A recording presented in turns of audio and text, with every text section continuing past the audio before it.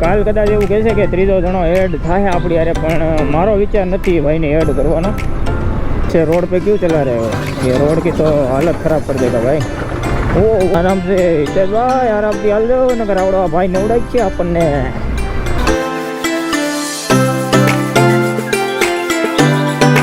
હા બધા લોકો બહારની તરફ કેમ પેલા વળે છે પછી બીજું।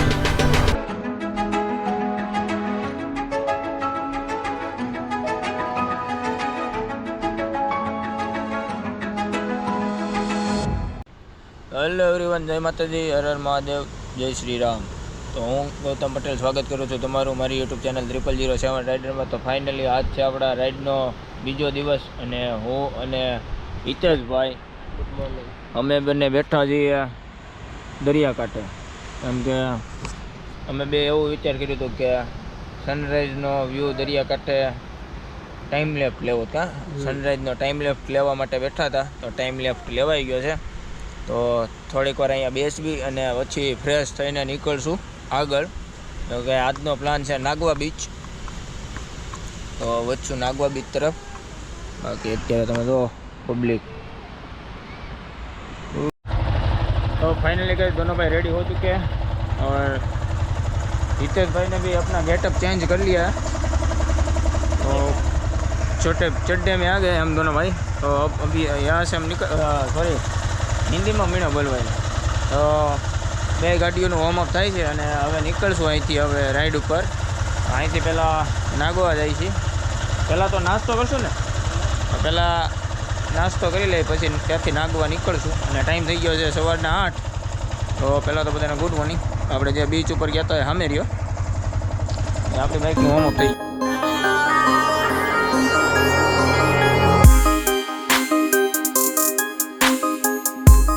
अरे भाई अब इसे रोड पे क्यों चला रहे हो? ये रोड की तो हालत खराब कर देगा भाई। ओ आराम से हितेश भाई, आराम से हाल दो नगर आवड़ो भाई ने उड़ाई છે આપણને। તો આપણે જરાક હિતેશભાઈને કહીશું ફિલ્ટરનો અવાજ આપણને સંભળાવે। ઓય ડોગી, અરે ભાઈ કहाँ रोड पे घूम रहा है?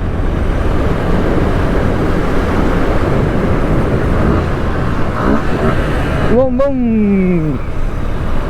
ओनली फॉर फिल्टर है भाई, एग्जॉस्ट नहीं है।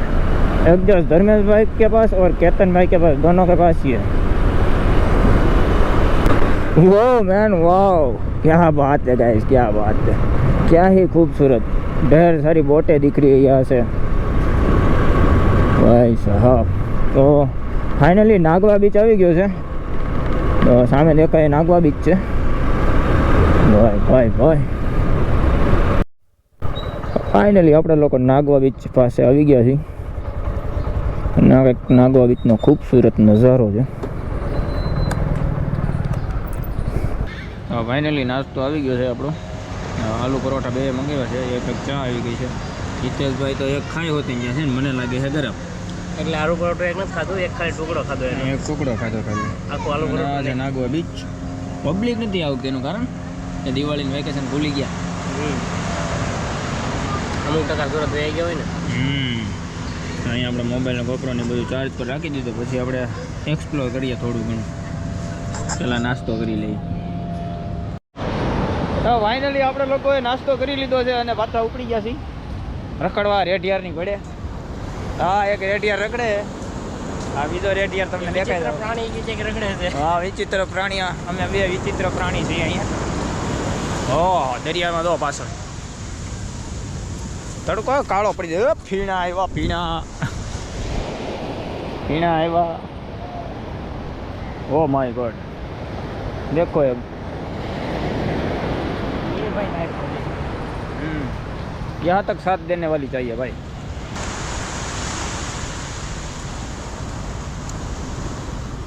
हाँ બધું નાગવા બીચ છે ભાઈ। નાગવા બીચ આ બધી એક્ટિવિટી છે, એટીવી છે, બનાના રાઈડ છે, ડ્રેગન રાઈડ છે, ગુજરાતીમાં કેળા રાઈડ છે।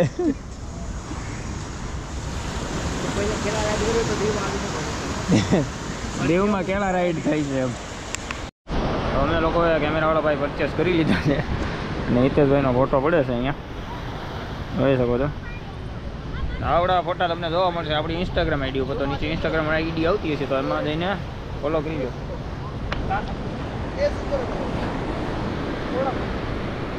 અત્યારે મારું ફોટો શૂટિંગ થઈ ગયું છે અને આપણા ગૌતમભાઈ પાછળ જ ફોટો શૂટ કરાવે છે. તો જો તમે એને ફોટો શૂટ કરાવી ભાઈ ફોટો તો જોરદાર ક્લિક કરે છે પણ હવે જોઈએ મોબાઈલમાં કેવી રીતના આવે. ને આ બધા ફોટો તમને ઇન્સ્ટાગ્રામમાં જોવા મળશે તો ઇન્સ્ટાગ્રામમાં ફોલો કરી લેજો. આ ભાઈ ગૌતમભાઈના ચેનલનું નામ છે 0007 રાઇડર ને મારી ચેનલનું નામ છે GJ05 રાઇડર. તો જઈને ચેનલને ફોલો કરી લેજો, ઇન્સ્ટાગ્રામ પેજને ફોલો કરી લેજો ને તમને ત્યાં બધું બહુ જ બધું એક્ટિવિટી મતલબ જ્યાં જ્યાં ટ્રાવેલ કરશો એ બધે તમને અપડેટ ત્યાં મળી જશે. આ જો ભાઈ પોઝ પણ આપે છે એન્ડ ફોટોશૂટ પણ કરે છે.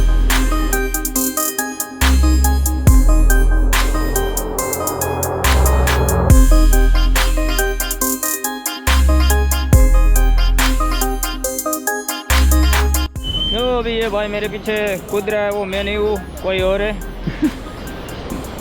तो यहाँ पे घूम रहा है और वो बता रहा है कि ओह सॉरी वो ये हम कहते हैं कि बंजी जंपिंग ना 100 रुपया છે એમ.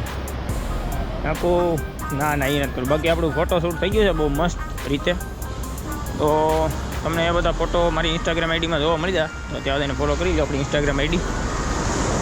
બાકી મજા આવે છે ગાઈઝ. અત્યારે 9 વાગી ગયા છે પણ તડકો એટલો લાગે છે ને તો સુરત નારાયણ ક્યાં વહી જાય રહ્યા. એટલો તડકો લાગે ને કે વાત પૂછોમાં. તો ફાઇનલી ગાઈઝ અમે લોકો નીકળી ગયા છીએ નાગવા બીચથી એન્ડ હા તમે જોઈ શકો છો નાગવા બીચની બહારની સાઈડના રોડનો નજારો. તો અહીંયા ખાવા પીવાની વસ્તુ બહુ બધી છે, ઓપ્શન એ બહુ છે. શું કહેવાય ને ચિકન મટન વધારે મળે છે અહીંયા. આપણે જ્યાં ખાધું ને ત્યાં ઓનલી ફોર વેજ જ હતું એટલે કાંઈ પ્રોબ્લેમ નથી. હમણાં અહીંયા જે ઉફાળા લેતો હતો દરિયો તો હમણાં કદાચ 100% જો અહીંયા કેપ્ચર થઈ ગયો એટલું.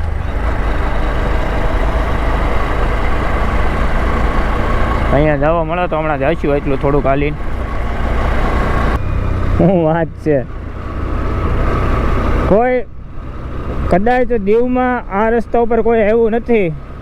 ફર્સ્ટ ટાઈમ આ વિડીયો કદાચ હું જોઉં છું. વાહ વાવ શું વાત છે. વ્યૂ જો ગાઈઝ.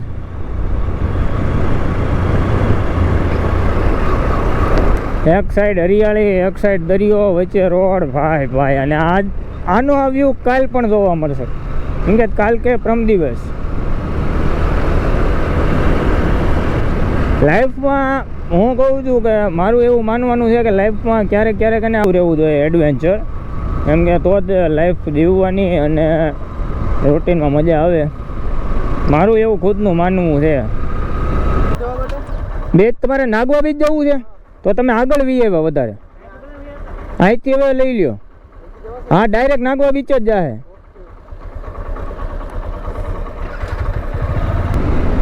હા છોકરાના રિએક્શન જોજો.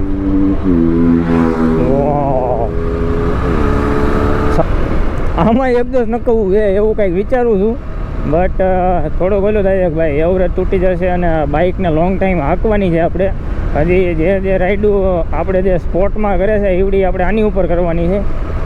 એવો વિચારું કરું છું કે ભાઈ થોડુંક કંઈક આમાં અલગ મોડિફિકેશન કરાવું. અત્યારે તો હાલમાં જે સ્ક્રેચ ગાર્ડ નાખ્યા છે પ્લસ ફોગ લાઇટું મેં નાખી આમ અલગ જ લાગે છે કંઈક બાઇક આગળથી. તો સુરતથી નીકળો તે પહેલાં જ મેં બાઇકના ટાયર ચેન્જ કરાવી લીધા હતા કેમ કે 30,000 કિલોમીટર બાઇક હાલી ગઈ હતી. તો મેં કીધું કે ખોટું રિસ્ક નથી લેવું. અને અમારી આ રાઈડ મિનિમમ 2,000 કિલોમીટરની અમે ફિક્સ કરી હતી અને અમે 4 કે 5 જણા હતા રાઈડ ઉપર. પણ કહેવાય છે ને કે થોડાક કામમાં એવા અટવાના બધા લોકો કે શું વાત કરો તમને. અને થોડોક એ વાત ઉપર ગુસ્સે પણ છું કેમ કે મારું ખુદનું આમાં 2 મહિનાનું પ્લાનિંગ હતું આ બધું. અને કહેવાય છે ને કે કોઈક તમારા કીધા ઉપર ખરો ન ઉતરે તો ખોટું લાગે થોડું ઘણું.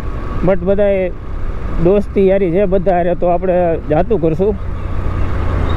એનો આપણા ખુખરી મેમોરિયલ भाई साहब इंडियन वॉरशिप, क्या बात है। मुझे ये सोच रहा हूँ मैं कि ये जब चलती होगी तो क्या ही खूबसूरत लगती होगी, जब ये वो कहते हैं ना कि युद्ध पे जाती है भाई। वाह, भाई को पूछ लेता हूँ, जाना हो तो चलते हैं। जाऊँ से જોવા જવું છે, નીકળી જવું? ઓકે ચાલ।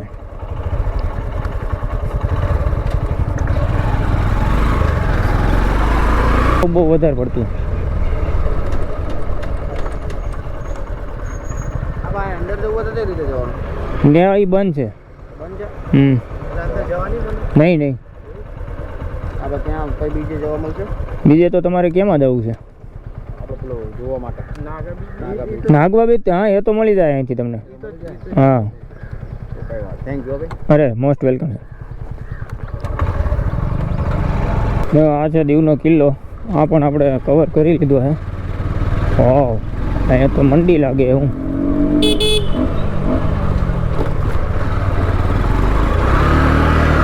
ફાઇનલી આપણી હોટલ આવી ગઈ છે। ઓહ, અહીંયા પણ ઠેક રેસ્ટોરન્ટ છે। મેં કહું અહીંયા બહાર ક્યાં અહીંયા આવી ગયો ઘડીકમાં। ફાઇનલી આપણે હોટલે પહોંચી ગયા છે। હવે તમને અંદર રૂમમાં જઈને જ મળીએ।